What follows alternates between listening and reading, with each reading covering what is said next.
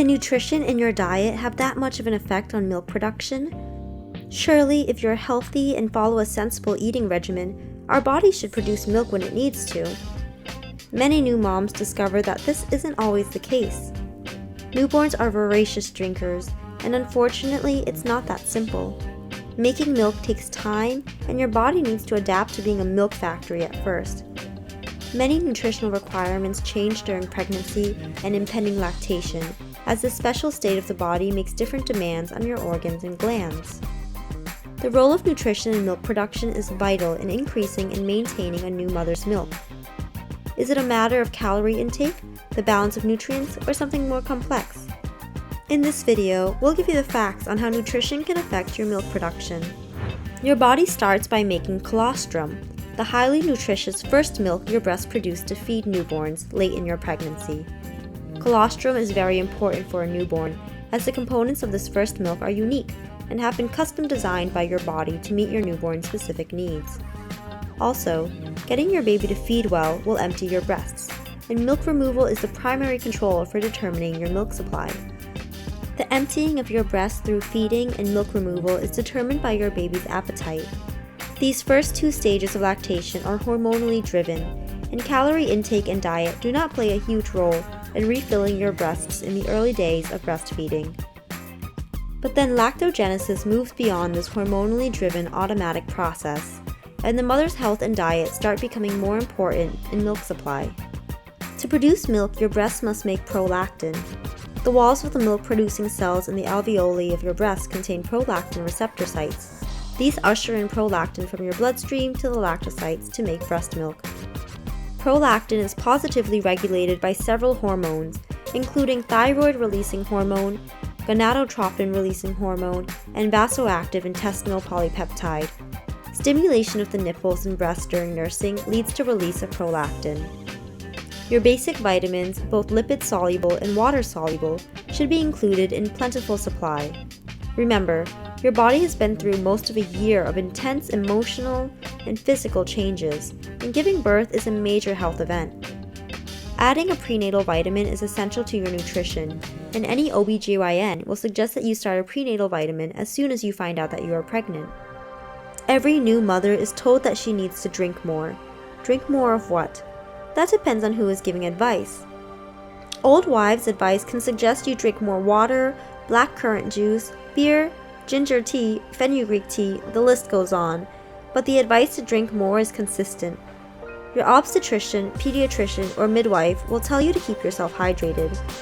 Successful lactation is determined by a complex hormonal cocktail, including the reproductive hormones, estrogen, progesterone, placental lactogen, prolactin, and oxytocin, and metabolic hormones, such as insulin, growth hormone, glucocorticoids, and thyroid hormone.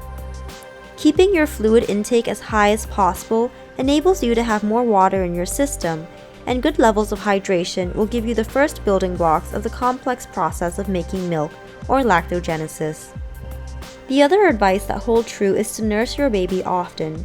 Never skip feeds, even if your baby's last feed was a good one and she doesn't seem hungry.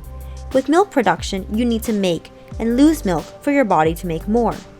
The more you lose, the more your mammary glands will produce. It is a simple matter of supply and demand, or demand and supply.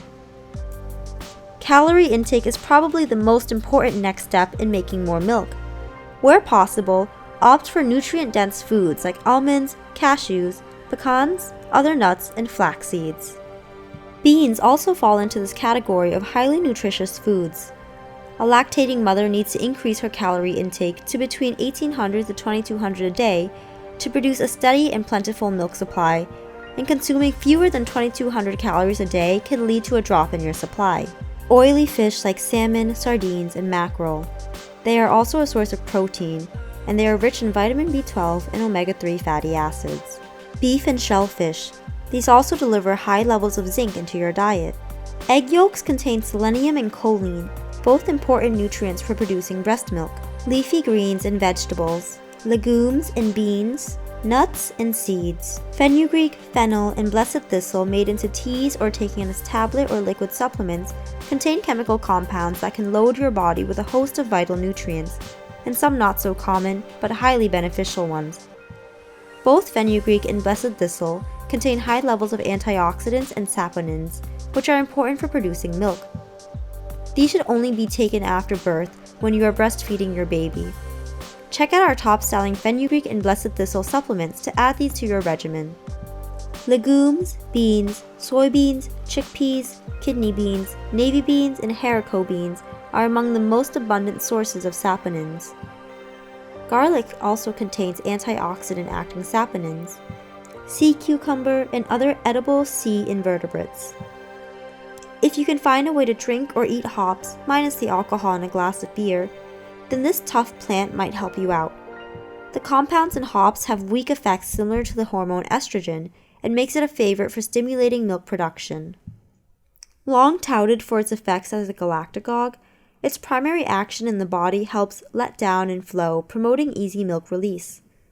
Breastfeeding mothers can consume ginger as part of their diet in meals, in teas, or in ginger ale. Ginger is an anti-inflammatory. It relieves muscle pain, it's a carminative and settles the stomach, helps regulate blood sugar, prevents heart disease and cancer, and reduces the risk of diabetes in pregnancy. With all these benefits, make sure you add it to your diet without hesitation. The muscle relief and calming effects of the plant, whether fresh or in powder form, will benefit you greatly.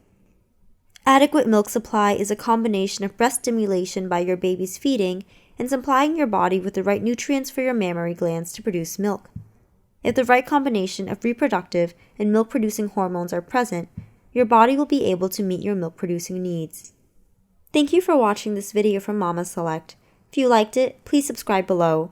See you next time.